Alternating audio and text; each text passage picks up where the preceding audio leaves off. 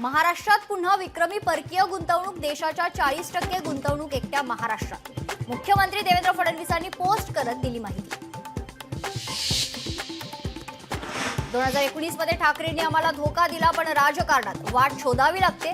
मुख्यमंत्री देवेंद्र फडणवीसांचा उद्धव ठाकरेंना टोला. फडणवीसांनी नीतिमूल्य का जपली नाही, संजय राऊतांचा सवाल. उपमुख्यमंत्री अजितदादा आणि शिंदे दोघेही संवादात चांगले नाहीत, मुख्यमंत्री फडणवीसांचं वक्तव्य. या मताबाबत ते दोघेही मला माफ करतील, फडणवीसांनी व्यक्त केला विश्वास.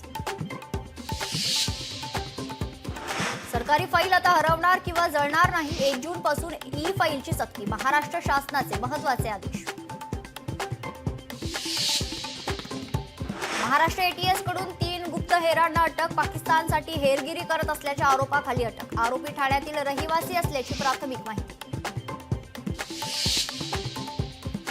वैष्णवी हगवणेच्या पती, सासू आणि नणंदेला 14 दिवसांची न्यायालयीन कोठडी. शिवाजीनगर न्यायालयाचा निर्णय. वैष्णवी हगवणे मृत्यू प्रकरणी जालिंदर सुपेकर यांना गृह विभागाचा दणका. नाशिक, छत्रपती संभाजीनगर, नागपूर या 3 कारागृहांचा उपमहानिरीक्षक पदाचा अतिरिक्त कारभार काढला. अनिल कसपटे यांनी हगवणेच्या वकिलांचे सर्व आरोप फेटाळले. विषयाला कलाटणी देण्यासाठी वैष्णवीच्या चारित्र्याबाबत चुकीची वक्तव्य, अनिल कसपटेंचा आरोप. देशात कोरोनाचे तब्बल 1252 रुग्ण. केरळमध्ये सर्वाधिक 430 नवे रुग्ण, तर महाराष्ट्रात 383 रुग्ण, 6 जणांचा मृत्यू.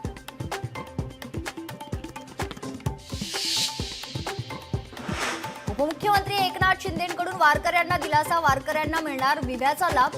वारी सहभागी होणाऱ्या वाहनांना मिळणार टोल माफी.